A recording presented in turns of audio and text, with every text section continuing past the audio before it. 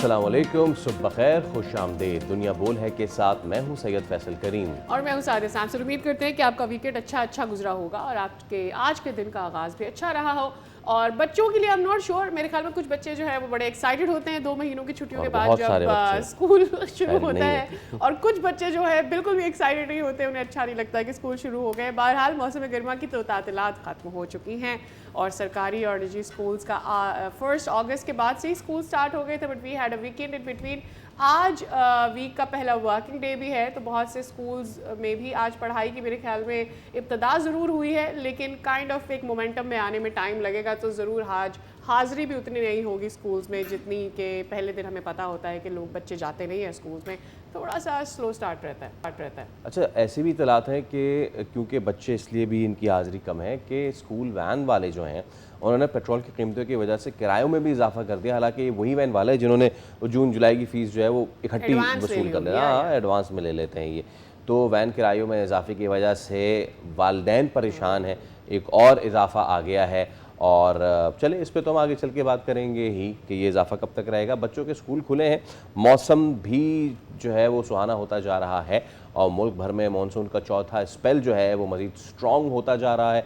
महकमा मौसमियात ने आइंदा चंद रोज़ के दौरान मौसम से मुतालिक अलर्ट भी जारी किया है। वीकेंड पे कराची वाले इंतज़ार करते रहे, आसमान की तरफ देखते ही रहे, वो उस लगान फिल्म की तरह आई नहीं बारिश वो। हाँ बिल्कुल, एग्जैक्टली ऐसे आई हैड टू से दिस कि कराची पे ये ज़रूर कहा गया था कि बूंदाबांदी से थोड़ी ज़्यादा बारिश होगी, लेकिन ये तो बूंदाबांदी तक की भी नौबत नहीं आई, बस वो बूंदाबांदी भी वक्त से ही हुई है, which was very saddening for Karachiites. Anyways, जो ओवरऑल प्रेडिक्शन है वो ज़रा आपके साथ शेयर कर लेते हैं। तो जनाब, सिंध, पंजाब, खैबर पख्तूनख्वा, बलोचिस्तान, कश्मीर, गिलगित बल्तिस्तान के मुख्तलिफ इलाकों में बारिश यानी पूरे पाकिस्तान में बारिश मुतवक्के है।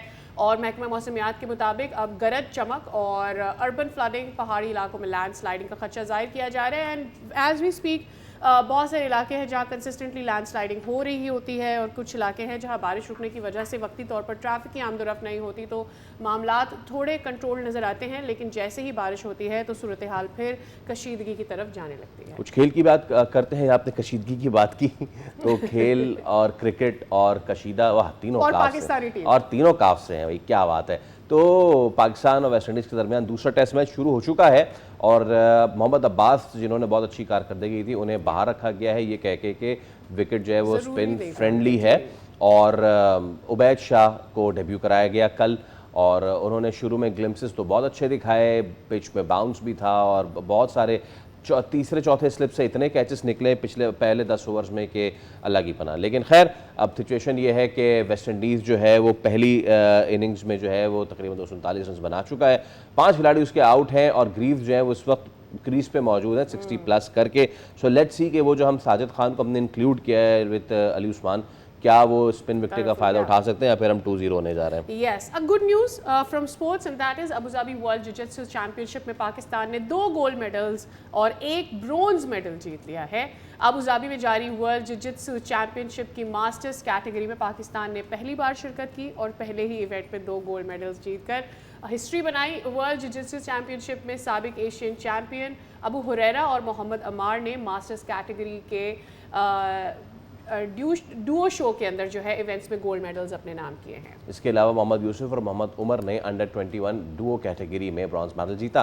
प्रोग्राम में आगे चल के मजीद बात करेंगे, कुछ अहम खबरें भी। लेकिन moving on to our top story, और हमने बात जो की थी मौसम की, नहीं मौसम की बात नहीं करेंगे, मुल्क में सियासी मौसम की बात करेंगे, ख़ास तौर पे आज़ाद कश्मीर में जो दूसरे मरहले के इंतखाबात हैं उनके नताइज जो आए हैं उन्होंने कुछ चीज़ें शायद अब वाज़े कर दी हैं और लोग अब ये पूछने पे मजबूर हो रहे हैं कि क्या तीसरा जो मरहला है इलेक्शंस का वो होना ज़रूरी है।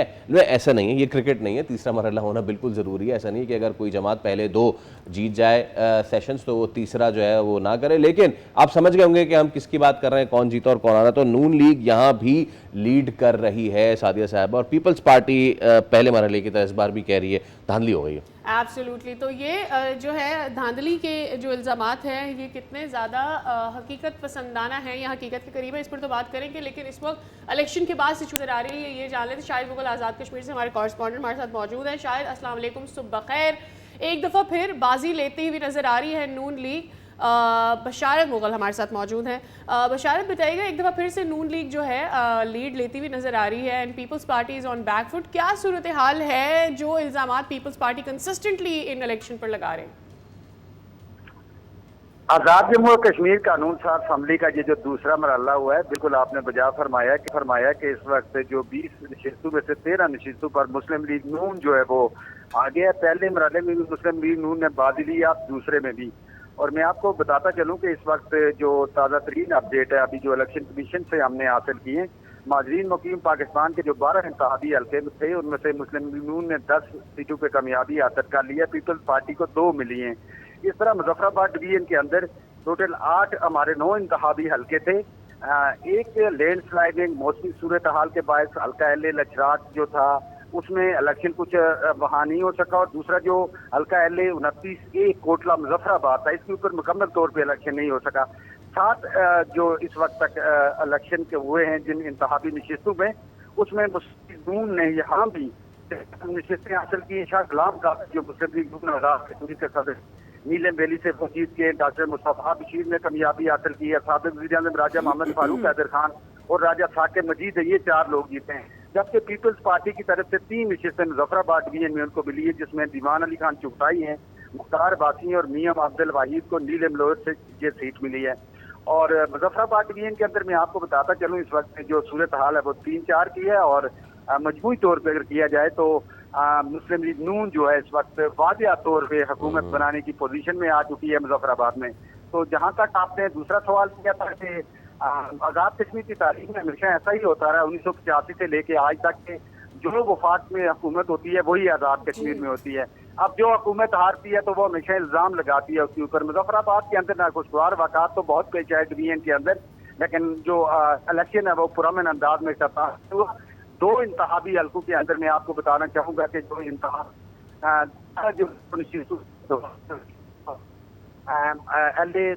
मुजफ्फराबाद एक कोटला है जो मौसमी सूरत हाल बर वक्त हमले की न पहुंचने की वजह से वहाँ इलेक्शन दोबारा 4 अगस्त को होगा।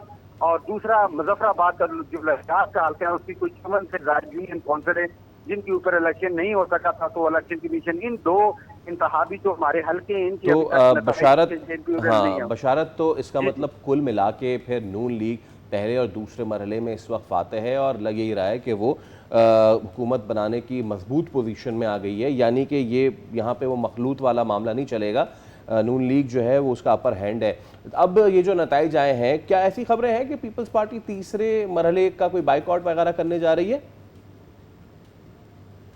बिल्कुल, पीपल्स पार्टी अपनी जगह, चूंकि अब वो अपनी जगह इस पे गौर कर रहे हैं, क्योंकि जिस तरह की पीपल्स पार्टी को वादिया तौर पे अवाम ने अपनी वोट की पर्ची के जरिए उनको मुस्तरद किया है, क्योंकि एक जमहूरी हमल है उसके अंदर जो इंतखाब के अंदर जिसको लोग अपनी वोट की पर्ची के जरिए इंतखाब करते हैं तो उसी में इक़्तिदार में आना होता है। तो पीपल्स पार्टी वादिया तौर पर जो उसकी सिचुएशन है उसको देखते हुए अभी ये वो अपनी जगह उनकी एक कुछ मीटिंग्स भी चल रही हैं, आया हमें इलेक्शन का बाइकाट करना चाहिए या नहीं करना चाहिए।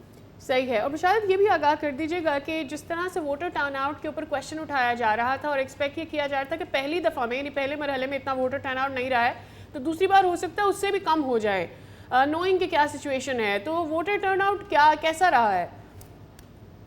जहाँ तक पहली दफा टर्नआउट का है वो तो बिल्कुल इतना ज्यादा नहीं था, लेकिन मुजफ्फराबाद डिवीजन के अंदर जो इंतखाबी हल्कों के अंदर जो इंतखाबात हुए, आप इस बात से अंदाजा लगा सकते हैं कि जिस तरह ये पीपल्स पार्टी के जो है और उसके बाद मुस्लिम लीग के जो लोग जीते उन्होंने वादिया तौर पर लंबी लंबी लीडें ली हैं। शाह गुलाम कादरी की बात की जाए तो वादिया नीलम शदीद बारिश थी, मौसमी हालात बहुत खराब थे, उसके बावजूद 17,446 18,925 वोट शाह गुलाम कादिर ने लिए। मुजफ्फराबाद से मुख्तार बासी थे, उन्होंने 19,792 लिए हैं। और इसी तरह डॉक्टर मुस्तफा हैं मुस्लिम लीग नून के 18,082 लिए उन्होंने। राजा मोहम्मद फारूक हैदर खान का इंतहाबी हल्का है वो जेल हवेली आखिरी लास्ट कोने पे है और आजाद कश्मीर के खतरनाक तरीन और बलाई इलाकों में आता है, 21,156 लिए हैं। दीवान अली खान चुगताई वादी लीपा की अगर बात ठीक है, बशारत आपने हमें तमाम तर की पोजीशन से आगाह कर दिया है और एविडेंटली इस वक्त नून लीग जो है वो पहले मरहले के बाद अब दूसरा मरहला जो कल था मुहाजिरीन की सीटों का, उसमें भी वाज़े बरतरी हासिल करने के बाद अब मजबूत पोजीशन में दिखाई दे रही है कि आज़ाद कश्मीर में इस वक्त शेर की दहाड़ है। हम ज़रा इस एक तज्जिया भी ले लेते हैं। हमारे साथ मौजूद हैं बतूल राजपूत, आप एंकर पर्सन है बोल टीवी में। बहुत शुक्रिया बतूल, अस्सलाम वालेकुम और बहुत शुक्रिया आपके वक्त के लिए। बतूल, आपने भी कल के नताइज जब देख लिए हैं, चीज़ें अब सामने क्लियर हो गई हैं, तो पीपी और नून लीग में इख्तलाफात जो थे वो तो ऑब्वियसली पहले मरहले से ही यहाँ पे नज़र आ रहे थे। अब फर्स्ट राउंड में जो धांधली के इल्ज़ामात के बाद दूसरे मरहले में भी जो एतराज़ात सामने आए हैं, इन बातों का कुछ असर पड़ता दिखाई देगा आपको या फिर इट्स डन नाउ? नहीं, इसका मजमूई रिजल्ट पे कोई असर नहीं पड़ेगा क्योंकि रिजल्ट तकरीबन बन चुका है। जो समझते हैं वही जानते होंगे कि जो सिंपल मेजॉरिटी है वो तकरीबन अब तक के जो रिजल्ट्स हैं उसके मुताबिक नून लीग हासिल कर चुकी है। ऑल्दो इलेक्शंस मरहलावार हो रहे थे, लेकिन अब तक के जो रिजल्ट्स आए हैं और आ रहे हैं, उसके बाद जो मरहला होगा वो एक तरह से बेमानी और अलामती होगा क्योंकि सिंपल मेजॉरिटी नून लीग हासिल कर चुकी होगी। अब वो किस तरह से हासिल हुई वो अलग डिबेट हो सकती है, बट हम ये नहीं कह सकते कि this is going to change the impression of the election. Noon League जीत चुकी है और ये गवर्नमेंट नून लीग ही बनाएगी। राइट, सो बतूल क्या लगता है, अब ये भी सुनने में आ रहा है कि कुछ पोलिंग स्टेशंस पर बर वक्त वोटिंग का अमल शुरू नहीं हुआ, इंतखाबी अमले की अदम दस्तियाबी भी रही है, इंतज़ामी सतह पर ये खामियां क्यों सामने आई हैं, आप क्या समझ पाई हैं? और मरहलावार इंतखाबात में ये बद इंतज़ामी नहीं होनी चाहिए थी, ऑलरेडी इस सारी सिचुएशन को अंडर कंट्रोल रखने के लिए ये प्रोसेस अडेप्ट किया गया था।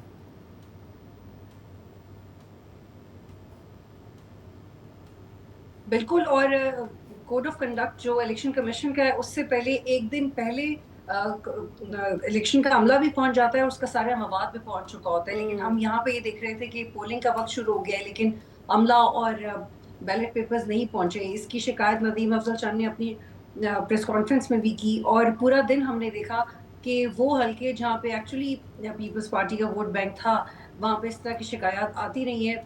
अब आप ये देखिए कि पीपल्स पार्टी और पीएमएल फेडरल में जो दो गवर्नमेंट में बैठे हुए इत्तेहादी, उनका एजेके में कॉन्फिडेंस क्या है। और बिल्कुल ये इलेक्शन रिगिंग तो इसके लिए बहुत छोटा लफ्ज़ होगा, लेकिन जिस तरह से सलाउद्दीन साहब जो जिनका ताल्लुक पाकिस्तान पीपल्स पार्टी से है, उनके बारे में राना सनाउल्लाह ने कहा कि वो वहाँ पे कर क्या रहे थे। फिर किसी ने कहा कि वो तो सिंध से एजेके में लेने के आए थे, भाई वो वहाँ पे अपना वोट बैंक पे काम कर रहे थे। फिर वहाँ के जो प्रेसिडेंट हैं उनको उन पे हमला किया गया, ये इलेक्शन के दौरान किया गया। ऑल्दो राना साहब आप कह रहे हैं कि कुछ जाती मामला था और कुछ किसी फैमिली के साथ उनका रिफ्ट चल रहा था, but why during election day? तो एक बहुत बड़ा सवालिया निशान है क्योंकि जो मेंटेनेंस है लॉ एंड ऑर्डर की वो ओवरऑल गवर्नमेंट की जिम्मेदारी है। और बजाय के बीइंग कॉलीग पॉलिटिकल पार्टी आप ये पूछें कि क्या मामलात हुए, जिस तरह से इल्ज़ाम तराशी हो रही है, चीज़ें सिर्फ एजेके में क्रूशल नहीं है बल्कि फेडरल लेवल पे भी बहुत ज़्यादा क्रूशल हो जाएंगी। और जितनी इंटरफेरेंस की गई है इलेक्शन रिजल्ट्स में, आप देखिए सोशल मीडिया पे इनफैक्ट जो डॉक्यूमेंट्स शेयर हो रहे हैं, तो बिल्कुल पाकिस्तान पीपल्स पार्टी की पहले भी 15 शिकायतें थी, इलेक्शन कमीशन ने एड्रेस ही नहीं की। अगर वो 15 शिकायतें एड्रेस हो चुकी होती और जो आज के हालात होते तो फिर भी इग्नोरेबल होते, लेकिन इलेक्शन कमीशन ने पाकिस्तान पीपल्स पार्टी के किसी भी शिकायत को कंसिडर नहीं किया गया, जिसकी वजह से आप उसको बदतरीन इलेक्शन कह सकते हैं। जैसे कि हमने पहले भी जिक्र किया इसी बतूल के आपने भी कहा मुताबिक पोलिंग स्टेशन अचानक मुलतवी हो गई वहाँ पे, और वेदर तो था ही ख़राब, लैंड स्लाइडिंग का ख़तरा बताया गया है, इंतखाबी सामान पोलिंग स्टेशन पहुँचाया जाता है और एक दो जगह पे वो नहीं भी पहुँचा। तो सिचुएशन अगर इतनी ग्रेव थी तो क्या ये मामला आगे हो सकता था? कोई पेशगी इत्तला, समथिंग लाइक दैट? देखिए, ये जो आप सवाल कर रहे हैं तो इतने मासूमाना सवाल है कि इसका जवाब देते हुए भी मैं अनकंफर्टेबल हो रही हूँ। ये this is the dilemma during elections in Pakistan. कभी आरटीएस बैठ जाता है, कभी किसी एक हलके में लोगों को कहा जाता है कि आपकी वोटिंग जारी है और दूसरों को बोला जाता है कि आपकी वोटिंग का टाइम खत्म हो गया है। तो ये जो मौसमी हालात है, ये भी बेसिकली रिगिंग का एक तरीका था जो हुआ, उसका शिकार पाकिस्तान पीपल्स पार्टी हुई है। और नून लीग जो मुहाजिर सीटें भी जीती है, जिस तरह से पिंडी में जीती है या लाहौर में जीती है, तो ये इतना कभी कभी जो रिगिंग होती है वो छुपके होती है। लेकिन इस इलेक्शन में तो रिगिंग भी इतनी सरेआम हुई है और इलेक्शन कमीशन इतनी स्टबननेस से कह रहा है कि बहुत शफाफ इलेक्शंस हुए। देखिए, जब कैंडिडेट्स रो रो के कह रहे हैं, उम्मीदवार रो रो के कह रहे हैं हमें अमला नहीं मिल रहा, हमें बैलेट पेपर नहीं मिल रहे, हमें मारा जा रहा है, हमारे हाथ पे गोली लगी है और इलेक्शन कमीशन एड्रेस नहीं कर रहा, तो ऐसे मौकों पे तो वोटिंग रोक दी जाती है। ऐसे मौकों पे तो जो ऑपोजिशन पार्टी होती है उसको सुना जाता है, लेकिन यहाँ पे ऐसा नहीं हुआ। तो ये कम्प्लीटली ये मैदान पीएमएलएन को जा चुका है। लेकिन पीएमएलएन यस के लिए एक सवाल जरूर है मेरे लिए कि पीएमएलएन को जैक को डील करना पड़ेगा, क्योंकि कम से कम पाकिस्तान पीपल्स पार्टी के पास एक पॉलिटिकल सोल्यूशन तो था जैक को डील करने का। ऑल्दो वो प्रिस्क्राइब्ड पार्टी है, ऑल्दो वो रियासत को सूट नहीं कर रही, लेकिन पीपल्स पार्टी ने फिर भी एक सियासी हल निकालने की कोशिश की। उसके नैरेटिव से एस्टैब्लिशमेंट को प्रॉब्लम जरूर हो सकती है, लेकिन नून लीग तो कभी किसी सियासी फॉर्मूले के साथ आई ही नहीं जैक को लेके। ऑल्दो जो नेगोशिएशंस की पॉलिसी थी वो रियासत की भी थी, और जैक एक ऐसा ग्रुप है जो पहले सब्सिडी से बात करते करते मुहाजिर सीटों पे आ गया, जो कि बिल्कुल एक 360 उन्होंने टर्न लिया, और कैसे वो एक अवामी अवामी मसाइल की बात करते करते वो इतने जारहाना हो गए। That is another debate, but at least political party Pakistan Peoples Party के पास इसका सियासी एक तरीकाकार मौजूद था, लेकिन नून लीग के पास नहीं है। आई एम लुकिंग फॉरवर्ड कि नून लीग जब गवर्न बना देती है वो ढोल तो बजा रहे हैं, खुश तो हो रहे हैं, लेकिन जैक को कैसे हैंडल करेंगे that we have to see. Got your point Batool. PP 4 हलकों में री पोलिंग के मुतालबे से आगे बढ़ गई है। अब 80% से ज़ायद टर्नआउट वाले पोलिंग स्टेशंस पर री पोल का मुतालबा किया जा रहा है। आईनी तौर पर ये किस हद तक मुमकिन है, और पता नहीं मुमकिन वाली बात मुझे करनी चाहिए, क्या ये एड्रेसेबल है?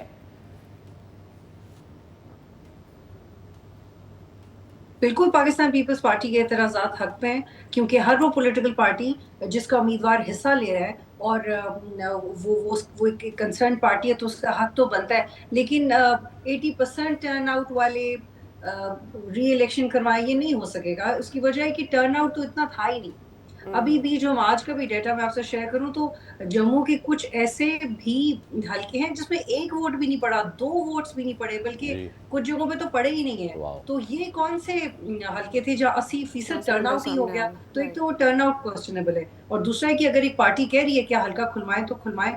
लेकिन आपको याद होगा कि जब 2018 के बाद कुछ हल्के खुलवाए गए थे तो उसमें भी जो कमीशन बना था, ये पाकिस्तान का जो प्रोसीजरल सिस्टम है when it comes to taking care of the elections, तो उसमें कहा गया था कि क्लैरिकल मिस्टेक्स हैं, कोई प्लान रिगिंग नहीं हुई। और यही बात जब नून लीग और पीपल्स पार्टी के लोगों की ऑफ द रिकॉर्ड मीटिंग भी हुई है, और जो कि मीडिया पे रिपोर्ट नहीं की जा रही, उसमें भी ये कन्वे किया गया कि देखिए रिगिंग तो तरफ से, लेकिन हमने ये प्लान करके नहीं किया, ये आइसोलेटेड फैक्ट्स हैं, आइसोलेटेड एक्ट्स हैं, इनको हम हैंडल करेंगे, but we didn't want it as party. लेकिन पीपल्स पार्टी को तो नुकसान हो गया। ऑलराइट, ठीक है, बहुत शुक्रिया बतूल राजपूत, आप हमारे साथ मौजूद थी। और आज़ाद कश्मीर इलेक्शन का दूसरा मरहला अभी मुकम्मल हो चुका है। अब तीसरा मरहला देखना ये है कि वो कितना सिग्निफिकेंट होगा या नहीं होगा ऑन दिस रिजल्ट्स। इसी के साथ एक ब्रेक ले रहे हैं, दोबारा हाजिर होंगे, एक और अहम मामला इस पर बात करेंगे। Stay with us.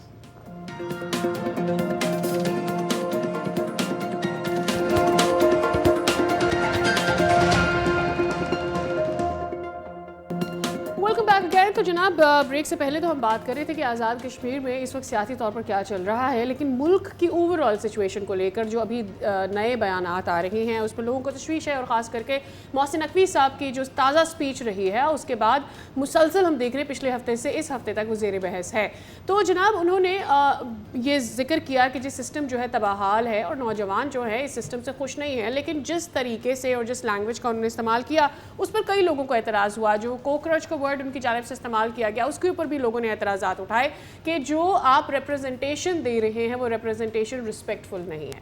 Well I think उन्होंने नौजवानों को नहीं कहा, ये was I think referring it जो कि इंडिया में हुआ, इंडिया में एहतजाज, और वही चीज़ अगर यहाँ उन्होंने कहा कि अगर ऐसी चीज़ यहाँ हो गई तो फिर आप क्या जवाब देंगे। अच्छा, अब इस चीज़ पे अब सिचुएशन ये है कि वज़ीर दिफा ख्वाजा आसिफ हैं, उन्होंने भी तकरीबन इस बात को सपोर्ट किया है नेशनल एक्शन प्लान पर अमल दरामद, एंड देन इस्लाहात से भी उन्होंने उनको कहा है कि आप इस पे करें। वो मोहसिन नकवी को, हाँ वो मोहसिन नकवी को उन्होंने कहा कि आप ऐसा कर लें। अब सारी, लेकिन अब एक साइड जो है वो तमाम तर ये तो कह रही है कि जनाब इस्लाहात होने चाहिए, चीज़ें ठीक होनी चाहिए, आबादी इतनी बढ़ गई है, सूबे इतने कम ही क्यों हैं तो होनी चाहिए। सिंध से अब ऑब्वियसली अंडरस्टूड ये एक साजिश करार दिया जा रहा है। निसार खोड़ो ने भी, सईद गनी ने भी कहा है कि जनाब हकूक़ जो है वो गस्ब नहीं करने देंगे एंड ऑल। लेकिन ये तो हो गई पॉलिटिकल बात, ये हो गई सारी सियासी हलकों वाली बात। द सिचुएशन इज़ कि जो बात हुई है, जो बात हो रही है, वो कितनी इम्पॉर्टेंट है, स्टेक होल्डर्स उसको कितनी अहमियत देते हैं, और क्या वाकई ये जो बात हो रही है कि गवर्नेंस, बेसिक तो मसला है गवर्नेंस का, जो तर्ज हुक्मरानी है, अगर इसका निज़ाम ख़त्म हो चुका है तो नया निज़ाम क्या है। एहतशामुल हक साहब सीनियर तज्ज़ियाकार हमारे साथ मौजूद हैं। एहतशाम साहब और बहुत शुक्रिया आपके वक्त के लिए। एहतशाम साहब ज़रा बताइए कि तनकीद तो बहुत हो रही है मोहसिन नकवी साहब के बयान पे, लेकिन जो भी बातें हाईलाइट हुई हैं वो क्या ठीक नहीं है? क्या गवर्नेंस के मसाइल नहीं हैं? क्या इंफ्रास्ट्रक्चर तबाह हाल नहीं है? क्या हालात संभल रहे हैं इस निज़ाम से जो इस वक्त मौजूद है? देखिए फैसल, जो बातें की हैं वो तो 1% बातें सही कही हैं। वही बातें जो आप मैं सारा ज़माना कर रहा है कि ये निज़ाम नहीं चलने वाला, ये गला सड़ा निज़ाम है, ये स्टेटस को अब नहीं चलेगा जब तक कि कोई तब्दीली नहीं आएगी। इसमें तो दो राय नहीं जो उन्होंने बातें की। असल बात यह है कि इसको कोई एक्सेप्ट करेगा।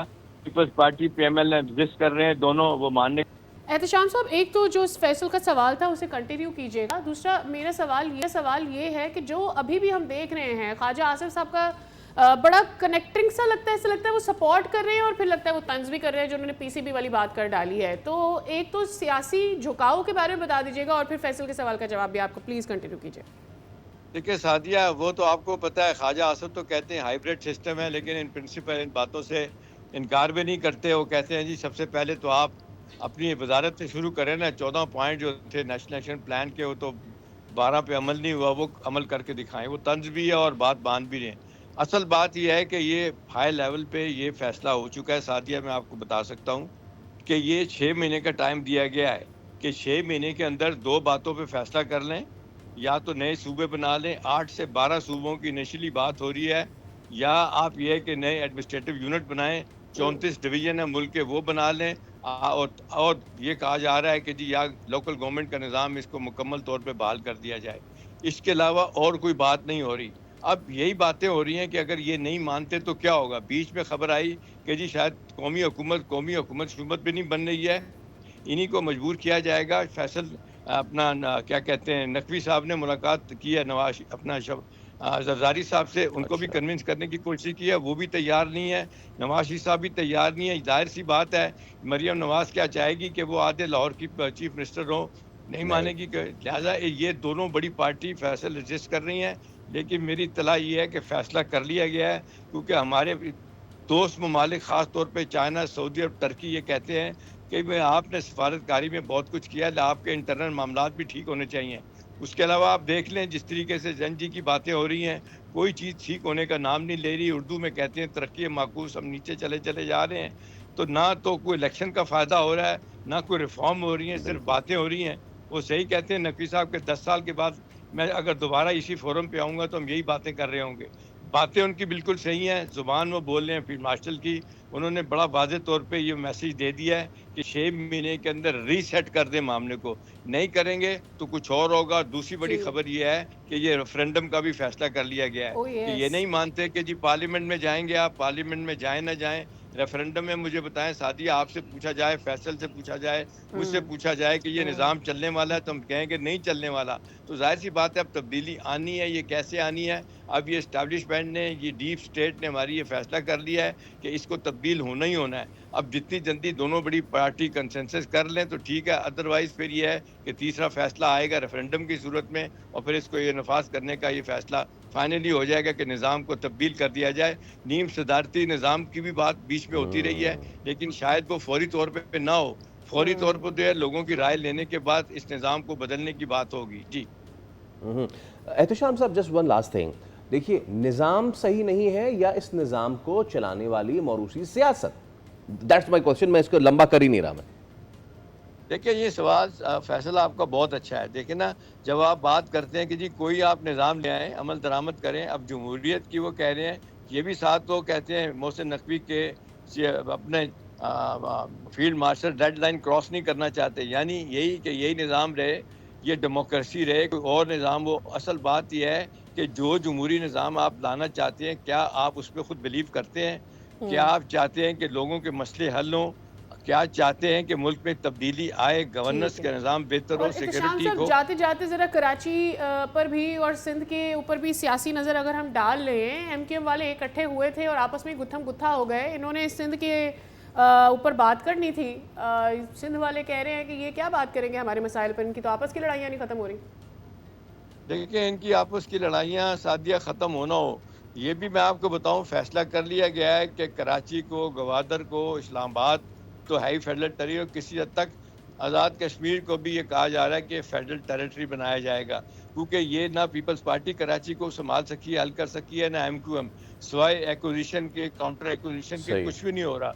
कराची जिस तरह डूब गया है, ख़राब हो गया है, अब उसको ठीक करने के लिए ज़रूरी है कि उसके निज़ाम की तब्दीली के साथ-साथ इसके इख्तियारात किसी और को दे दिए जाएँ।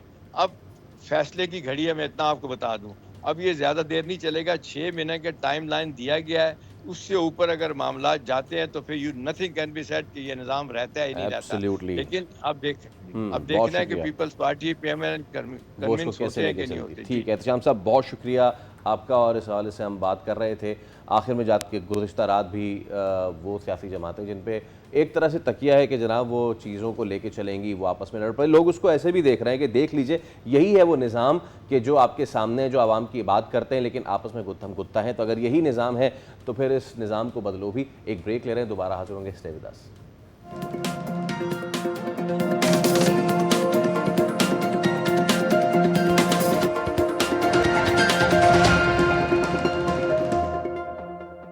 Welcome back again. तो जनाब अब वक्त है कि हम मौसम की सूरत हाल के हवाले से बात कर लें। तो चौथा स्पेल मज़ीद शिद्दत इख्तियार कर चुका है मानसून का, और इस वक्त जो सूरत हाल बताई जा रही है उसमें कराची समेत सिंध, पंजाब और फिर इसके अलावा खैबर पख्तूनख्वा, बलूचिस्तान, कश्मीर और Gilgit Baltistan, as I said in the very beginning of the show, के पूरे पाकिस्तान में मज़ीद बारिशों का अलर्ट जारी कर दिया गया है। और महकमा मौसमियात ये कह रहे हैं कि जो अपर एरियाज़ हैं वहाँ पर इस वक्त इतनी बारिशें ऑलरेडी हो चुकी हैं कि मज़ीद जो बारिशें हैं वो लैंड स्लाइडिंग को जो है वो मज़ीद तेज़ करेंगे। At the same time urban flooding का भी कुछ शहरों में खदशा जाहिर किया जा रहा है। तो चलिए इसी पे हम बात कर लेते हैं। इरफान विर्क साहब हमारे साथ मौजूद। इरफान साहब अस्सलाम वालेकुम और बहुत शुक्रिया आपके वक्त के लिए। इरफान साहब, मैं अगर कराची से ही या सिंध से ही आगाज़ करूँ तो क्या सिचुएशन रहने वाली है, क्योंकि ओवर द वीकेंड तो इतनी बारिश यहाँ पे नहीं हुई। आगे आने वाले दिनों में कराची या सिंध में मज़ीद बारिशों की कोई तवक्को है तेज़? जी वालेकुम अस्सलाम। बिल्कुल मैं ठीक ठाक, शुक्र अल्हम्दुलिल्लाह। अभी जो आपने बात की सिंध की और कराची की, तो ये वाला जो सिस्टम है ये सिंध और कराची के इलाकों से काफ़ी हद तक जो है ना वो निकल चुका है। कराची में अब मज़ीद जो है ना वो बारिश के चांसेस नहीं लग रहे। अलगरज जो है ट्रिजल और बादल शादल आते रहेंगे, वो एक अलग बात है। लेकिन ये वाला स्पेल जो है अब जो अपर सिंध के इलाके हैं, जैसे सखर और कोटकी के इलाके, वहाँ पर कुछ बादल शादल रहेंगे, कहीं का दुका जगह पे बारिश हो सकती है। अलगरज जी अब पंजाब के बेशतर इलाकों में बारिश करेगा और उसके अलावा जो शुमाल मशरकी पंजाब के इलाके होंगे, ख़ास तौर पर लाहौर, गुजरांवाला, सियालकोट, सरगोदा, इसके अलावा फैसलाबाद और ये जितने भी इलाके, मंडी बहाउद्दीन के इलाके, गुजरात के इलाके, झेलम के इलाके, यहाँ पर हम एक्सपेक्ट कि अगले जो आज और कल बाद इलाकों में मूसलाधार बारिश हो जाएगी। ठीक है इरफान साहब, अगर आप हमें ये भी बता सकें कि ग्लेशियल मेल्ट्स तो हैं और कंसिस्टेंट हैं, नोइंग के इस वक्त वेदर जो है टेम्परेचर्स जो हैं हाई हैं, ऐसे में सिंध हमेशा से वैसे ही गिला करता है कि दरियाओं में जो पानी की सूरत हाल रहती है वो उनके लिए इतनी अच्छी नहीं रहती। So knowing all of it, Sindh में अगर इतनी बारिशें नहीं हैं, क्या आगे चलकर हमारी फसलों को कम पानी दस्तयाब होगा और पानी की किल्लत का भी सामना होगा अगर बारिशें नहीं हैं, या ग्लेशियल मेल्ट उसे कवर अप कर लेगा? देखिए, जो स्नो मेल्ट से पानी आता है वो तो आ रहा है, वो दरियाए सिंध में जो है वो पानी अभी भी अगर आप देखें तो गुद्दू में जो है वो दरमियाने दर्जे का जो सैलाब था वो पानी गुजरा, तकरीबन 4 लाख से थोड़ा बहुत ऊपर नीचे हुआ है। तो इसी तरह जो है जो आने वाले दिन होंगे, स्नो मेल्ट तो रहेगी अगले जो अगस्त के दौरान। इस दौरान में जो बारिशों के स्पेल हैं वो भी हम एक्सपेक्ट कर रहे हैं कि बहुत ज्यादा अभी ये वाला जो स्पेल गुजर गया है उसके बाद आपको आइसोलेटेड जगहों पे जो है ना वो बारिश मिलेगी। ताहम जो है वीकेंड पे हफ्ता इतवार और पीर में जो है ना वो एक हम स्पेल देख रहे हैं, लेकिन वो भी बलाई इलाकों में होगा, वो कोई बहुत ज्यादा फैला हुआ नहीं होगा। तो इसलिए जो आपने अगस्त में जो हमारी जो फोरकास्ट है उसमें भी हम दे रहे हैं कि नॉर्मल से कम बारिशें ही एक्सपेक्टेड हैं अगस्त में। जी अच्छा, अब ज़रा सिचुएशन ये भी है इरफान वरिस साहब के एक्सपेक्ट ये किया जा रहा था कि इतनी ज़्यादा बारिशें नहीं होंगी। अब अगर तो near to normal, less than normal बारिशें होती हैं आने वाले दिनों में भी, आगे हमारी विंटर्स पे इसका क्या इम्पैक्ट पड़ने जा रहा है? देखिए, इसमें जो जो फसलें होंगी हमारी, जो ख़ास तौर पे जो लगती हैं मानसून में, बाज़ इलाकों में तो इस तरह है कि अच्छी बारिश हो गई है, लेकिन बाज़ इलाकों में कोई बारिश इतनी अच्छी बारिश नहीं हुई। तो इससे जो कुछ इलाके होंगे हमारे, ख़ास तौर पे जो पंजाब के जो इलाके हैं वहाँ पर भी अफेक्ट होगा। और सिंध में भी एक ही स्पेल आया है इस मानसून में, और इससे पहले भी कोई ऐसी नहीं थी, और आगे भी कोई इतना बहुत ज़्यादा जो है ना अभी फिल वक्त नहीं लग रहा। तो इसलिए जो फसलें होंगी उन पर वाटर जो पानी की जो उसकी जो मिलती है बारिश की वजह से, उसका तो उसको उनको अफेक्ट होगा। ताहम जो दरियाओं में जो पानी आता है, दरियाए सिंध में जो पानी आता है, वो पानी जैसे पहले आया करता था अगस्त में, क्योंकि स्नो मेल्ट ऊपर अच्छी हो गई है, जिसकी वजह से वो पानी आया। राइट, ठीक है। तो एक तरफ कह लें कि ये जो है ये हमारे लिए ब्लेसिंग इन डिस्गाइज है इन अ वे। बहुत शुक्रिया अविक्सा आपके वक्त के लिए। Was wonderful to have you one more time and we really hope कि कुछ बारिश कराची में भी हो जाए, मौसम अच्छा हो जाए। तो जनाब, अब वक्त आ गया है कि हम ज़रा क्रिकेट के बारे में भी बात कर लें। हमारा वेस्ट इंडीज़ के अगेंस्ट दूसरा टेस्ट मैच चल रहा है, और दूसरे टेस्ट मैच में सिर्फ हमने देखा कि बड़ा ही डिफेंसिव गेम पाकिस्तान की तरफ से नज़र आया। वेल, एक चेंज किया गया जो कि अब क्वेश्चन उठाया जा रहा है कि क्या अब्बास को हटाना वाज गुड और not, but so far 239 runs by West Indies और 5 विकेटें वो गवा चुके हैं। In a strong position West Indies seems at this point in time. अब देखना ये कि आगे क्या होता है। तौसीफ अहमद साहब, साबिक टेस्ट क्रिकेटर और सब चीफ सेलेक्टर हमारे साथ मौजूद हैं। तौसीफ साहब, अस्सलाम वालेकुम, सुबह खैर, thank you so much for your time. Tauseef साहब, कहा यह गया है कि क्योंकि spin friendly sort of wicket है तो इसलिए हम एक स्पिनर को ऐड करके जा रहे हैं, और कल जो अली उस्मान ने गेंद किया था जिस पर उन्होंने LBW किया है टेस्ट के पहले दिन, लेग पे पड़ के तकरीबन मिडिल लेग का जो है वो LBW डिसीजन उनके फेवर में आया है। चौथे दिन करनी है हमने बैटिंग, क्या, मैं पहले ही सवाल आपसे ही कर रहा हूँ, क्या चांसेस हैं हमारे? ये बहुत शुक्रिया, थैंक यू वेरी मच। और जी हाँ, हमने कल देखा, और सबसे बड़ा इशू जो इस वक्त नजर आया है वो इस पिच के लिए तो डेफिनेटली ये जरूर है कि ये डिफरेंट टाइम में डिफरेंट खेलती है, और हमने कल देख लिया, उससे जाहिर है मॉइस्चर था, बारिश हुई थी और सर्द था, लेकिन ये नॉर्मली टर्न करती है, और इसका बिहेवियर जो है वो आगे चल के आपने खुद भी बता दिया कहते हैं। बट वो असल जो चीज है वो अब्बास के ऊपर बात हो रही है। मैं पहले कल जब इस पे और जमा पे भी बात कर रहा था तो मैंने कहा शायद हो सकता है भाई फिटनेस प्रॉब्लम हो या कुछ ऐसा नजर, लेकिन कुछ नजर नहीं आया। आई थिंक ये सबसे बड़ी मिस्टेक इनकी थी, और बाकी टीम मेरी नजर से बाकी टीम ठीक के लिए कोई ऐसा नहीं है, आपके पास बहुत बड़ी चॉइसेस नहीं है, लेकिन हाँ आपने पिच का बिहेवियर किया, बिल्कुल ठीक बात है कि ये यहाँ पर मुश्किलात आई हैं। पिछले मैच से तो बेहतर जरूर है, लेकिन टर्न ज्यादा हो रहा है, और अभी हमें नजर आया है।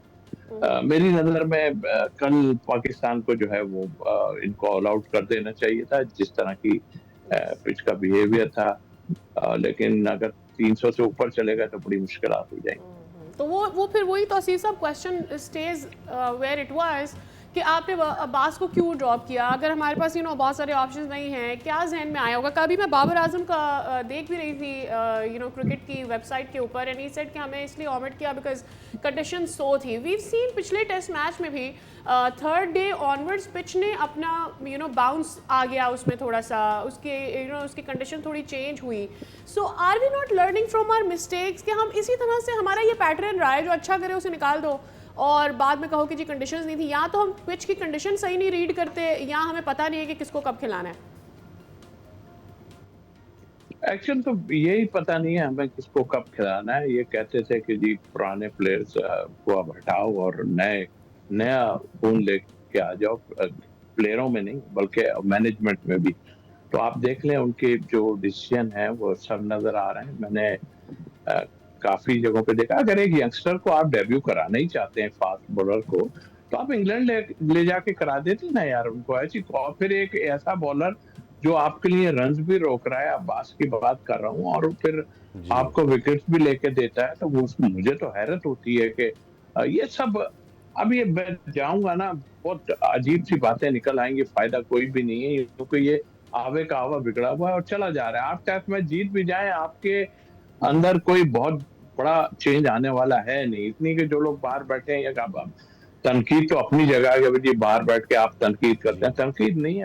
हम क्रिकेटिंग उसमें बात करते हैं, हमें आपसे कोई लेना देना नहीं है। हम तो वो बात कर रहे हैं तो हम मुल्क के लिए बात करेंगे, और बाकी आपका तो ठीक है चल रहा है, आपका मीटर डाउन है, आप किए एब्सोल्युटली जाए, लेकिन डिसीजन आपके ठीक नहीं है। बाबर की कल कप्तानी भी हमने देख ली है, और आई थिंक अब मतलब आप ये वो प्लेयर हैं, वो प्लेयर तो हमारे सामने थे जो आपको डर लगता था, चेहरे से भी डर लगता था, वैसे भी डर लगता था। लेकिन वो वो जो हम खेले हैं, ये ज्यादा देर बर्दाश्त नहीं कर सकते जो है रन्स रोकने में। ये तो उठा के कभी भी मार देते हैं, तो आप प्रेशर ही उस पर नहीं डालना है। आपने लॉन्ग ऑफ पीछे ले लिया, आपने उठा के स्वीपर जो है फील्ड प्लेसिंग आपने ऐसी ले ली। आप पहले से ही सोच रहे हो कि ये मारेंगे, ओ भाई मारने तो दो उनको, जब मारेंगे तो। आप अभी देखें उनके रोज बैट किए बैठे हुए बाहर, तो आप अंदाजा लगा लीजिएगा कि उनकी बैटिंग है क्या। 5 के बाद तो कुछ भी नहीं, नहीं लेकिन है जिस बिल्कुल तरह की मिस्टेक कैच और आपने फील्डिंग लैप्सेस बिल्कुल। की हैं, आपके लिए मुश्किलात हो सकती और बहुत तौसीफ शुक्रिया साहब तौसीफ अहमद यस, साहब। और यही बात thank you so much Tauseef साहब। और यही बात की जो हम पहले टेस्ट की भी देख रहे कि एक अच्छी पोजीशन में आके हमने कहा कि चलो भाई सदके में दिया ये पहला टेस्ट मैच, दूसरे टेस्ट मैच में भी क्या ही डिफरेंट हो जाएगा, यही डिफरेंट हो जाएगा। हम जीत गए तो सरप्राइज होगा, अरे जीत गए, हम ब्रेक ले रहे हैं, दोबारा हाजिर होंगे, स्टे विद अस।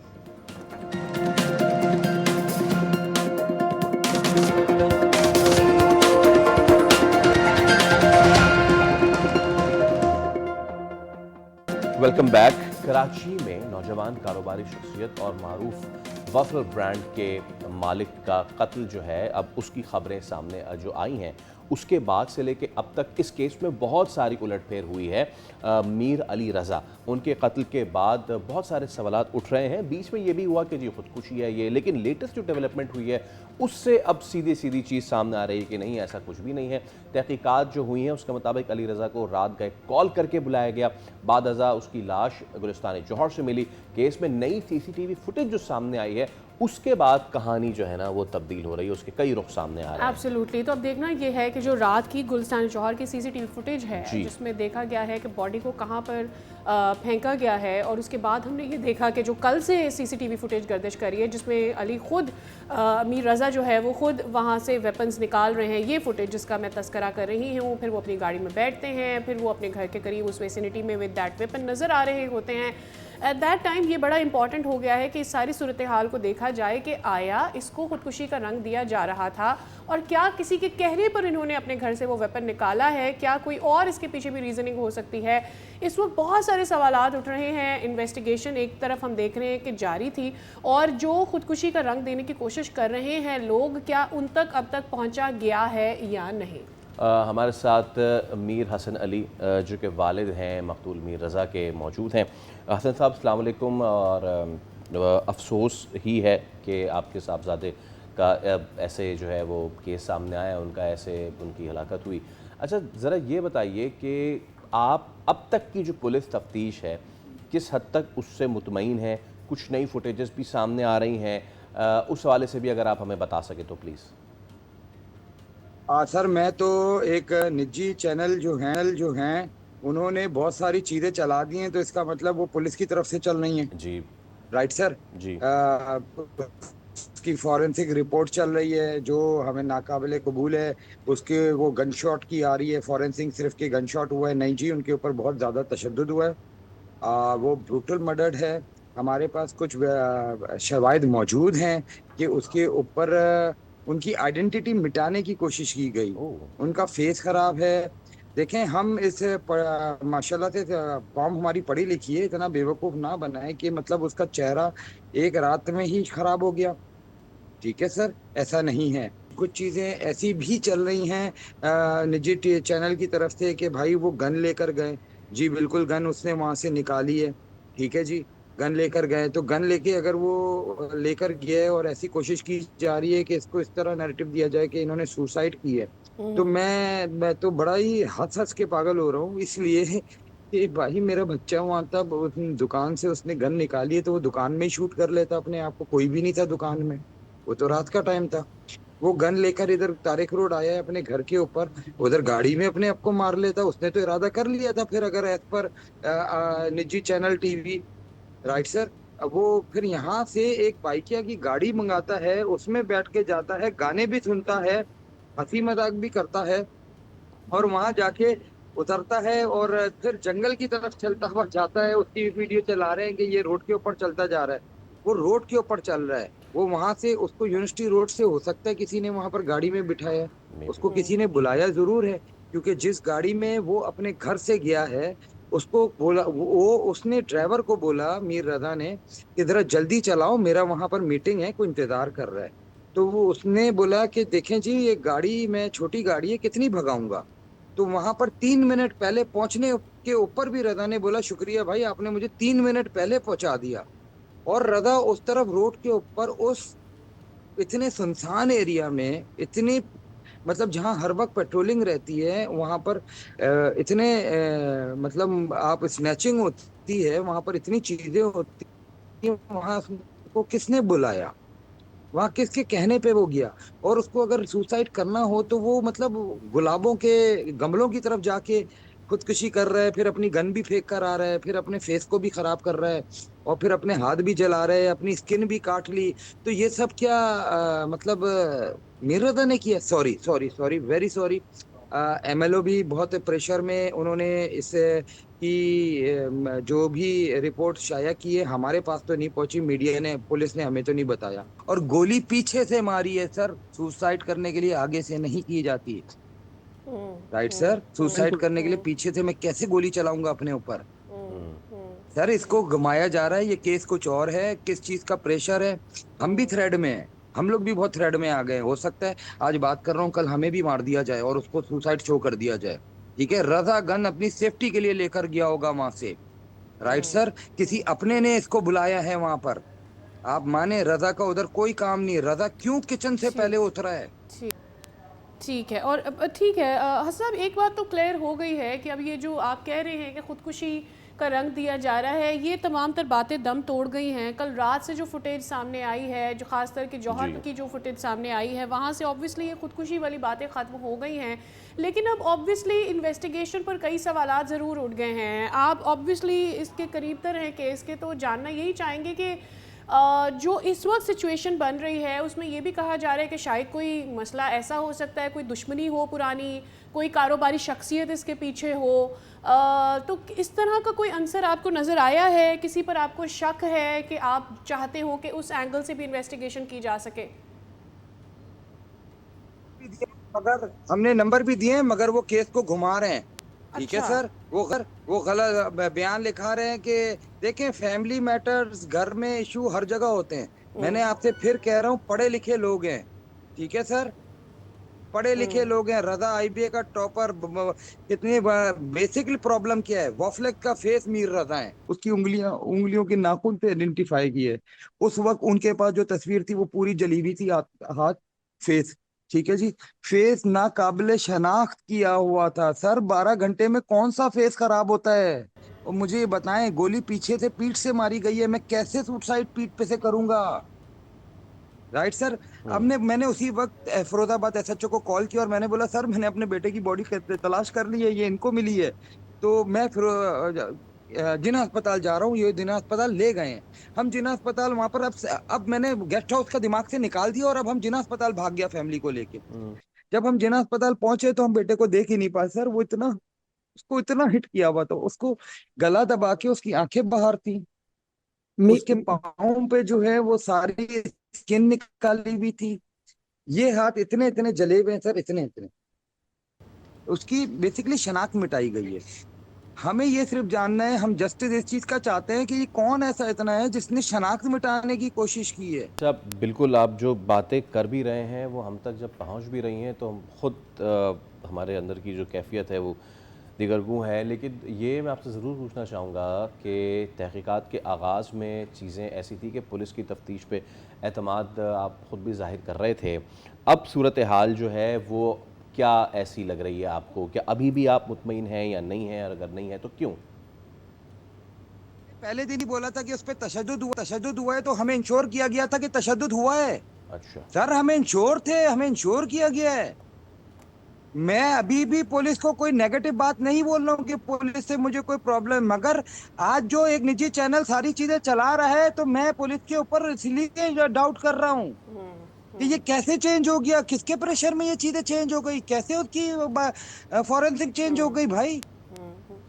हम दुआ गो हैं सर कि आपको इंसाफ मिले। रज़ा बहुत ही कम उम्र नौजवान थे, अपना कारोबार चला रहे थे। दूसरे नौजवानों के लिए क्या कहना चाहेंगे जो इस वक्त कराची में मौजूद हैं, अपने कारोबार चलाते हैं, उनके सेटअप्स हैं और उन्होंने स्टार्टअप किया हुआ है, अपनी डिग्रीज़ के बाद उन्होंने अपना कारोबार किया हुआ है?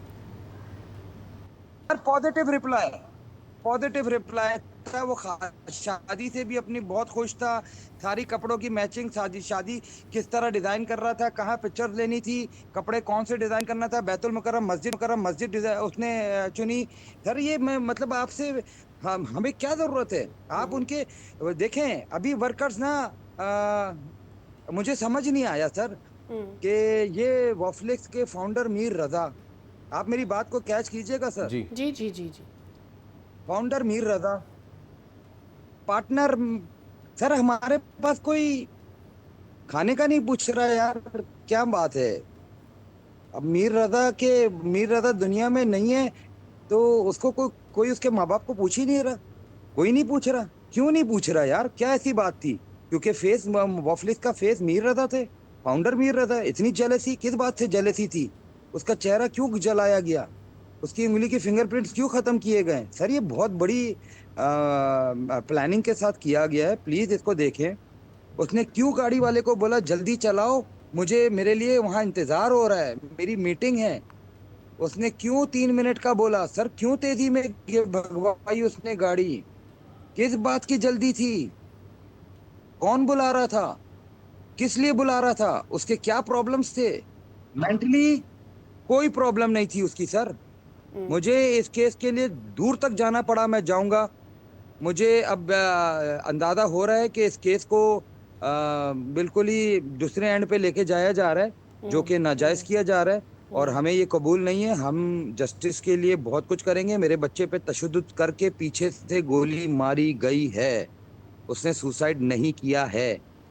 मीर हसन अली साहब, एक तो इस मुश्किल वक्त में आपने गुफ्तगू की हमसे, उसके लिए हम आपके तहे दिल से शाकिर हैं और हम दुआ करते हैं कि ये मामला मंतकी अंजाम तक पहुँचे और जिसने भी ये मकरू कभी फेल किया है वो कैफर किरदार तक पहुँचे, which makes me go to another case, Armaghan वाला केस। क्या हुआ उसका? ये केसेस होते हैं, उसके बाद हाइप आती है और उसके बाद चीज़ें डस्ट सेटल हो जाती है और उसके बाद कोई बात नहीं करता। तो आज क्या हम ये सवाल करने पे हक़ जानिब नहीं है कि अगर उस वक्त उस केस का फैसला हो जाए तो फिर इस तरह के मज़ीद मामलात ना हो। We are not going into any conclusion. हो सकता है ये मामला कुछ और हो सकता है वो मामला कुछ और हो, बट देखते हैं कि आगे चल के कहाँ ये इसका जो है वो सॉल्यूशन होता है, कब सामने आता है। Will have to wait for that. अच्छा, आगे बढ़ते हैं और एक आपसे डेवलपमेंट शेयर करते हैं।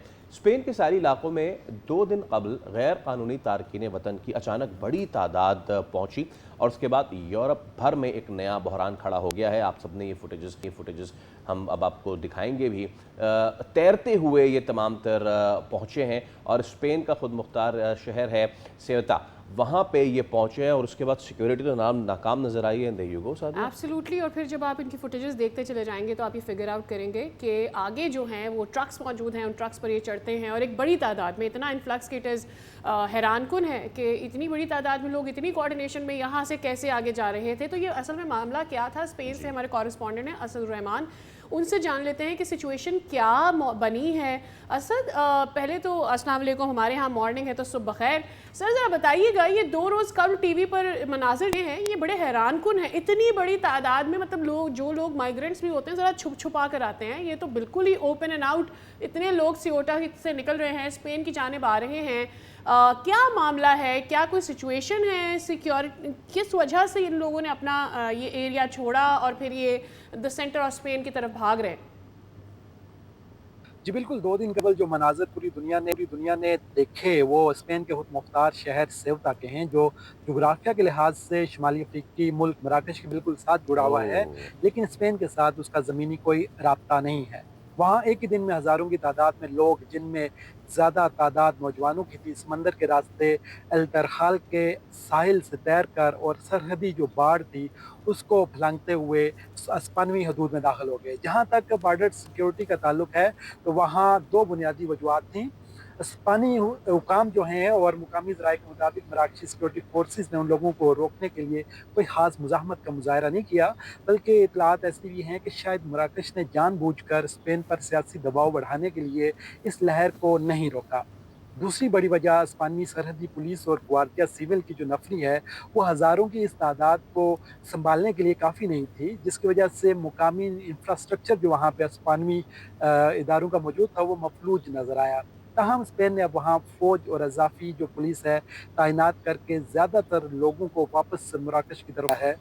इनकी तादाद 73,500 बताई जा रही है, जबकि बॉर्डर क्रॉस करते हुए 72 अफराद अपनी जान से हाथ धो बैठे हैं। अच्छा, अब ये जो प्रेशर पड़ रहा है गैर कानूनी अफराद का ऐसे दाखिले का, इसके बाद अब यूरोपीय ममालिक जो है ना वो शेंगन वीज़ा के हवाले से कानून में तब्दीलियाँ लाने जा रहे हैं, सख्ती करने जा रहे हैं, क्या करने जा रहे हैं, और अगर करने जा भी रहे हैं तो कितनी सदाकत है इसमें? ताल्लुक है यूरोपीय यूनियन का, तो यूरोपियन ममालिक में इस मामले को लेकर शदीद खलबली मची हुई है। खसूसी तौर पर इटली ने इस वाक़े के फ़ौरन बाद बाज़ाब्ता तौर पर मुतालबा उठाया है कि स्पेन की इस नाकामी पर उसका जो शेंगन स्टेटस यानी बग़ैर वीज़े के यूरोपियन यूनियन के अंदर नक़्ल व हरकत का जो हक़ है वो आर्जी तौर पर मनसूख किया जाए या उसका जायज़ा लिया जाए। फ्रांस ने भी स्पेन के साथ अपनी सरहदों पर सिक्योरिटी और तलाशी का अमल सख्त कर दिया है। ताहम इस मामले पर फ्रांस ने स्पेन का कुछ बातों पर साथ भी दिया है, जबकि फिनलैंड की अगर बात करें तो उसने इटली के सख्त मौक़िफ़ की तायीद की है। यूरोप में दाएं बाजों की जो जमातें हैं और इटली जैसे जो ममालिक हैं वो मुसलसल दबाव डाल रहे हैं कि शेंगन बॉर्डर कंट्रोल को दोबारा सख्त किया जाए और गैर कानूनी तारकीन वतन की आमद रोकने के लिए यूरोपीय यूनियन की सरहदों की रीस्ट्रक्चरिंग की जाए। इस हवाले से यूरोपीय यूनियन ने इमरजेंसी इजलास भी बुला लिया है। जी ठीक है सुरमान, इस वाले से आप हमें अपडेट कर दें, बहुत बहुत शुक्रिया। तो ये सिचुएशन कुछ अजीब सी होती जा रही है। कुछ कह रहे हैं कि मोराको जो है नहीं चाहता था कि यहाँ से लोगों को रोके, वाल ऐसा था या नहीं, अलबत्ता वो लोग जो यूरोप जाना चाहते हैं वो ये ज़रूर सुन लें कि अब जो है मज़ीद शायद मुश्किल हो जाते हैं वीज़ा हासिल करना यहाँ से यूरोपियन कंट्रीज़ के लिए और वहाँ पर रहना। तो जनाब ये तो वो मामलात हैं जो हम देख रहे हैं कि यूरोपियन कंट्रीज़ काफ़ी अरसे से इस पर काम कर रही हैं। चलिए आगे बढ़ते हैं, कुछ मशरक़ वस्ता की सूरत हाल के हवाले से आपको बताते हैं कि जंग का आगे क्या चेहरा बनता नज़र आ रहा है। हमने देखा कि शदीद बमबारी अमेरिका की जानिब से आगाज़ किया गया, जवाबी वार किया ईरान ने। कई दिन तक की सिचुएशन जो है वो आउट ऑफ कंट्रोल नजर आई, and all of a sudden जैसे हम कहते हैं कि over the weekend Donald Trump को स्ट्रैटेजी चेंज करनी होती है, एंड वीकेंड आया और डोनाल्ड ट्रंप साहब को ख्याल आया कि उन्होंने जंग को ख़त्म करना है, और फिर उनका ये अहम बयान कि मैं लोगों को मारना नहीं चाहता, हम ईरान पर इतना बड़ा हमला कर सकते थे कि दूसरी जंग अजीम के बाद ये सबसे बड़ा हमला होता, लेकिन उसके बावजूद अब हम चाहते हैं कि चीज़ें सेटल डाउन हो जाएं, और मैं ये इसलिए कर रहा हूं कि जो गल्फ़ कंट्रीज़ हैं और ख़ुद ईरान भी ये चाहता है कि हमले बंद कर दिए जाएं और हम किसी मुआहदे की तरफ जा सकें। इंटरनेशनल पेपर्स रिपोर्ट कर रहे हैं कि हो सकता है आज से तेहरान के साथ नेगोशिएशन का आगाज़ हो जाए। इसी पर बात कर लेते हैं। माहिर बैनुल अक़वामी अमूर प्रोफेसर नईम ज़फ़र साहब हमारे साथ मौजूद हैं। प्रोफेसर नईम अस्सलाम वालेकुम और बहुत शुक्रिया आपके वक्त के लिए। ओवर द वीकेंड वैसे तो जो हमले थे उनको अब आहिस्ता आहिस्ता कम करना शुरू कर दिया था अमेरिका ने, लेकिन एक मरतबा फिर मुज़ाकरात के मामलात हैं जिस पे ट्रंप साहब ये कह रहे हैं कि हो सकता है आज से शुरू हो। ईरान के सदर मसूद पज़ेश्कियान ने कहा है कि ये उनको जाके समझाएं जो बार बार मुआहदा तोड़ रहे हैं। क्या एक बार फिर ये लॉ जल रही है प्रोफेसर साहब अमन की, मुज़ाकरात की, या फिर अगेन ये टाइम बाइंग टैक्टिक है? ये टाइम बाय करने की बात हो रही है। लेकिन पहले तो आप समझें कि ट्रम्प साहब नॉर्मल डिप्लोमेटिक लैंग्वेज से सवाल नहीं करते, क्योंकि वो डिप्लोमेट नहीं है, वो है बिजनेसमैन। वो बिजनेसमैन भी ऐसे हैं कि धमकियां दे दे के, लालच दे के आप लोगों को कोर्स करते हैं। तो जिस अंदाज में वो बिजनेस करते थे, उसी अंदाज में ये मुल्कों से बात कर रहे हैं। Very unconventional. लोगों को समझ नहीं आती कि उसको हम ट्रीट कैसे करें। सीरियस बंदा है, ये धमकियां दे रहा है, या अभी कुछ करता है, कल कुछ और करता है। ट्रम्प सब समझते हैं कि इस तरह से अपने कंफ्यूजन पैदा करते हैं, तो ही कैन नॉट, उसके जो हैं दुश्मन, उसको कैन नॉट प्रिडिक्ट क्या करेगा। तो वो समझता है कि अनप्रिडिक्टेबिलिटी उसका एसेट है, नेगोशिएटिंग टैक्टिक है। तो ये चक्कर हो रहा है। वही देखें ना, यूरोपियन लीडर्स ने इसको समझ आ गई है, वो इसको इग्नोर करते हैं। अब इसकी बातें जैसे बड़ी बड़ी करता था, उसको लिफ्ट नहीं कराते। So they are just dealing with him at a different level. तो मिडिल ईस्ट में भी we have not gotten used to this circus, but we will get used to it. Right. Iran knows they can not win ये war militarily. ये negotiation से खत्म होगी, military से नहीं खत्म होगी। ये बताएं।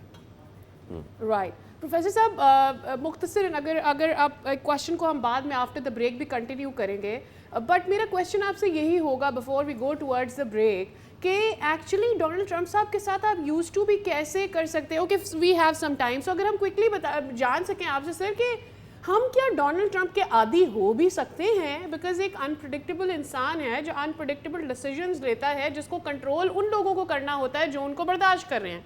सो can we really get use to of Donald Trump? इसके रेपरकशंस हैं, मसाइल हैं इसके साथ बड़े। नहीं, आपकी बात सही है। तो अभी इसका जवाब दूं या आपके ब्रेक के बाद? प्लीज कंटिन्यू कीजिए, वी बॉट सम टाइम। अच्छा, ठीक है। तो I think the fact is के ट्रूथ इज इन बिटवीन। जैसे जब ये धमकियां दे रही हैं, हार्ट ऑफ द धमकियां इज फॉर डोमेस्टिक ऑडियंस, क्योंकि he wants to appear strong.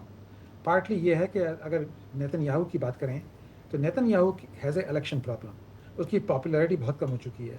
सो उसने कहा कि यार जंग को ज़रा ताज़ा रखें, क्योंकि जंग is actually popular. Only thing which keeping Netanyahu in power support जो है कि वो जंग कर रहा है, क्योंकि और कोई इजरायली लीडर जंग की तरफ सोच भी नहीं सकता था। तो it's a very complicated political game. तो वो उसको करके नेतन्याहू जो आए थे, ये कहा कि let's put some maximum pressure, ताकि हम बीच में कुछ सेटलमेंट कर जाएं। ईरान भी बहुत तेज़ हैं। उन्होंने बम्बार्डमेंट की है जहाँ भी उनके प्रॉक्सीज थी। शिया कहाँ होते हैं? इराक में होते हैं, और उसमें हुतीस जो हैं यमन में होते हैं। उन सबको अगर तुम अटैक करना शुरू कर दो। तो दोनों साइड ये कर रहे हैं पॉस्चरिंग। तो ये पॉस्चरिंग हो रही है, but I am not worried, क्योंकि नेगोशिएशन हो रही है पीछे से। सेटलमेंट इसके नेगोशिएशन से ही होगी। पाकिस्तान, कतर, तुर्की सब आपस में बात कर रहे हैं बिहाइंड द सीन। तो that's why there is a hope कि कुछ ना कुछ ब्रेक थ्रू होगा in the next coming weeks. और बिल्कुल आप सही कह रहे हैं कि इसको आप बैक डोर डिप्लोमेसी कह लीजिए या फिर कुछ भी कह लीजिए, वो इस वक्त जारी है। जैसे कि आपने कहा भी कि आप आने वाले दिनों में कुछ ब्रेक थ्रू एक्सपेक्ट कर रहे हैं, तो क्या वाकई there is some breakthrough, या फिर हम इसको ऐसे समझें कि अमेरिका के पास हथियारों की कमी, जिसको डोनाल्ड ट्रंप ने नेगेट किया, लेकिन रिपोर्ट्स ऐसी हैं कि उनका इतना ज़ख़ीरा ख़त्म कर चुका है ईरान कि अब उनको मसले हो रहे हैं। मसला ये भी हो रहा है कि अमेरिका ने ख़ुद ये वार्न किया है कि हमें अपने तो क्या, इसराइल के दिफाई निज़ाम को चुस्त रखने के लिए भी ज़राए कम पड़ रहे हैं। तो क्या ये वो वजूहात हैं प्रोफेसर नईम कि जिसकी वजह से इस वक्त सुपर पावर भी पीछे हटने के लिए तैयार है, या फिर again maybe it will go to the first question again कि और टाइम बाइंग टैक्टिक है? आपकी बात सही है, क्योंकि इसमें असलहे की कमी बेशी हो रही है, क्योंकि इतना एग्जॉस्ट कर दिया है। लेकिन वो तो बन जाएगा, that's not the main reason. Main reason ये है कि ये सेटलमेंट आखिर में होगा कैसी। देखिए उन्होंने कितनी 6 महीने से बमबारी की है। उनका मकसद था कि रजीम चेंज हो जाए। Regime is very resilient, regime change नहीं हुई। और जितना भी उसकी भी हम डिस्कस करते हैं क्यों नहीं हुई, कि उन्होंने बड़ा स्ट्रेटेजिक डिसीजन किया था। उन्होंने, ईरान ने डिसेंट्रलाइज कर दिया था। उनके 31 सूबे हैं, हर सूबे ने IRGC ने इंडिपेंडेंट कमांड कंट्रोल दे दिया था कि एक अगर कमांड कंट्रोल बन जाए, हर सूबा अपनी लड़ाई कर सकता है। हर सूबे के पास उसका एमिनेशन भी है और कमांड भी है। तो they have made it decentralised. So इसलिए उनको तबाह करना बहुत मुश्किल है। Iran is very smart about that. They were expecting कि कुछ ना कुछ ऐसे हो सकता है। सो Right. अल्टीमेटली डिप्लोमेटिकली बात होगी, द डिप्लोमेसी ये होगी कि America has to back down, America should only focus on denuclearisation, everything else is negotiable. Even state of Hormuz में थोड़ा सा वो टैक्स टोल नहीं देने देंगे, लेकिन वो सिक्योरिटी फीस चार्ज करने देंगे। आप 2 साल तक सिक्योरिटी फीस चार्ज कर लो तो आपका सारा रिकंस्ट्रक्शन हो जाएगा। ऐसी सेटलमेंट होने वाली है। राइट अच्छा, अब मेरी एक थ्योरी है and may be you want agree with this. मुझे ऐसा लगता है कि ये सारी जो बमबारी की गई अमेरिका की जानिब से, दोबारा इसका आगाज़ किया गया, वो इसलिए किया गया बिकॉज अमेरिका के ऊपर इतना प्रेशर आ गया था कि ये आप क्या 60 दिन के माहदे की तरफ जा रहे हैं जिसको आप वर्कअप करना चाह रहे हैं, जिसमें डी न्यूक्लियराइजेशन की कोई जिक्र ही नहीं है, सिर्फ आपने स्ट्रेट ऑफ हॉर्मुज़ की बात की है, you moved on. So do you think कि ये बमबारी दोबारा से जो पिछला मुआहदा था उसका चेहरा धोने के लिए दोबारा की गई है? And right now as well Donald Trump is talking about 2 things जो पहले एडिड नहीं थी। One is obviously denuclearisation and the other is strait of Hormuz के ऊपर क्या मामलात होते हैं। So is it only because उनको अपना चेहरा धोना था, नई एक धाक बिठानी थी, that's why Trump has done what is done? Trump it's not one reason, it's complicated. Trump has to get to something he can declare victory. अब उसने काफ़ी मुज़ाकरात किए हैं, कुछ छोड़ किए, लेकिन जो उनका MOU था सिर्फ 1.5 सफ़े का था, उसमें काफ़ी सब्जेक्ट इंटरप्रिटेशन था, तो वो उन्होंने फिर भी सेफ पैसेज नहीं मिला स्ट्रेट ऑफ हॉर्मुज़ में। अब ये कैसे प्रेशर डालें, क्या कर सकते हैं ट्रंप साहब? ओनली चीज़ कर सकते हैं कि बमबारी दोबारा शुरू करते हैं। तो उन्होंने फिर बमबारी ज़बरदस्त की 13 दिन तक, प्रेशर डालने के भाई हम ठहरेंगे नहीं, कुछ ना कुछ करके करो। सो दिसी अब ये क्या कर सकते हैं? आपके हमसाये से लड़ाई हो रही है, हमसाया आपसे मुज़ाकरात करने को तैयार नहीं है या बातें होनी हो रही हैं, तो आप क्या करेंगे? आप पत्थर मारेंगे, चीज़ें फेंकेंगे, लोगों को बुला लेंगे, गुंडों को बुला लेंगे। वही तकलीफ वो कर रहा है, ट्रंप साहब कर रहे हैं। उनको समझ नहीं आ रही कि कैसे इनको हम नेगोशिएट किए हैं ताकि हम सेटलमेंट हो जाए। और so this is a normal जी I've got just 30 seconds। इस सारे मामले में पाकिस्तान ने जितना किया है वो किया है, अब क्या करें? पाकिस्तान अभी भी कर रहा है, बिहाइंड द सीन कर रहा है। पाकिस्तान इसमें बड़ा इसके फ़ायदा है।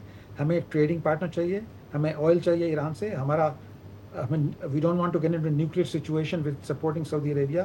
Pakistan is very motivated and Pakistan will come out looking good after this is settled. So Pakistan is doing a good job behind the scene and in the front. All right, thank you so much. Professor Naeem Zafar साहब हमारे साथ मौजूद थे।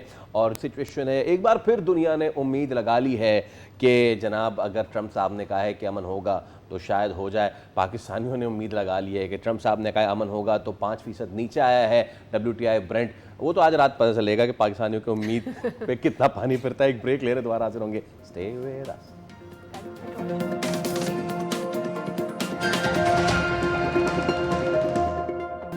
Welcome back. और अब ज़रा मज़ीद बात करते हैं कि एक्चुअल जो मौसम की सूरत हाल अब बदलने का कहा जा रहा था 29 जुलाई से, और ये जो प्रेडिक्शन है 5 अगस्त तक की, ये कौन कौन से सूबों में और किन अहम शहरों में जो है वो पावरफुल स्पेल लेकर आने वाला है बारिशों का, और उसमें क्या सूरत हाल बनने जा रही है, ख़ास करके जिन इलाकों में खदशात पाए जाते हैं वहाँ पर क्या सिचुएशन है और रेस्क्यू का काम किस तौर से चल रहा है। कराची से हमारी नुमाइंदा मौजूद हैं मरियम, उनसे हम जान लेते हैं कि मौसम की क्या सूरत हाल है, क्या रहने वाली है। जी Mariam Hasan, over to you.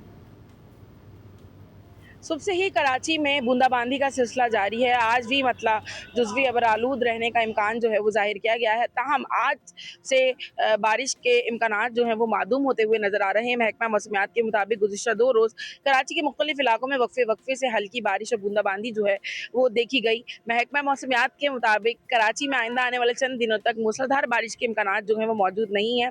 ताहम गुज़िश्ता 2 रोज़ होने वाली हल्की बरसात के बाद जो है वो कराची के शहरी काफ़ी हद तक खुशगवार मूड में जो है वो दिखाई दे रहे हैं, और शहर में का जो है वो हर पत्ता, हर बूटी और हर फूल जो है वो खुशी का इजहार कर रहा है। पहली बरसात के बाद फूल जो हैं वो खिल उठे हैं, जबकि महकमा मौसमियात के मुताबिक आइंदा आने वाले चंद रोज़ तक कराची में मानसून का कोई सिस्टम बराह रास्त असरअंदाज होता हुआ नज़र नहीं आ रहा है। ताहम शहर का मौसम जो है वो 14 अगस्त तक इसी तरीके से बरकरार रहेगा। सुबह और शाम के औकात में बूंदाबांदी या हल्की बारिश के इम्कानात बदस्तूर मौजूद रहेंगे। शहर कायद में समुद्री हवाएं चलती रहेंगी, जिसकी वजह से कराची का मौसम इसी तरीके से खुशगवार महसूस किया जाएगा। आज minimum temperature 28 degree centigrade, maximum temperature जो है वो 30 3 से 34 डिग्री सेंटीग्रेड के दरमियान रिकॉर्ड होने का इम्कान जाहिर किया गया है, डिटेल्स के जबकि हवा में नमी ठीक का है भाई, तनासुब बहुत जो है वो शुक्रिया तकरीबन डिटेल्स के लिए। आप हमें 70% कराची की सूरत हाल से आगाह कर रहे थे कि तेज़ बारिश बिल्कुल मुतवक्के नहीं है, मौसम बहरहाल ठीक रहेगा, गर्मी नहीं है। सो कराची वाले फ़िलहाल इसी से जो है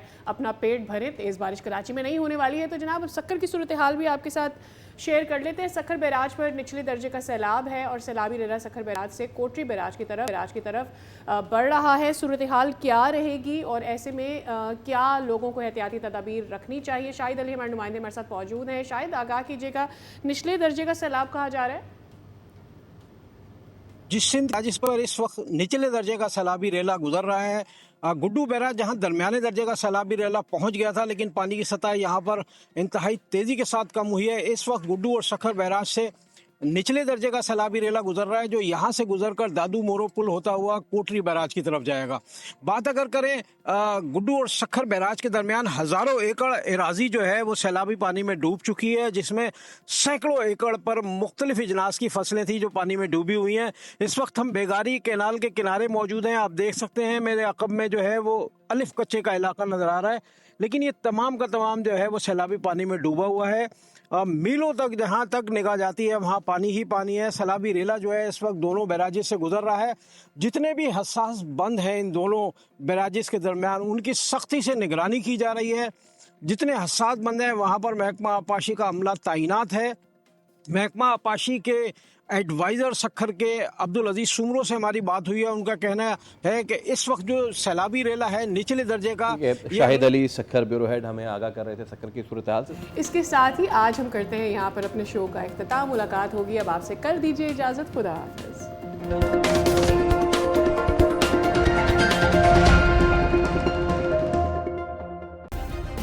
सब्सक्राइब करें और बेल दबाएं ताकि कोई खबर रह न जाए।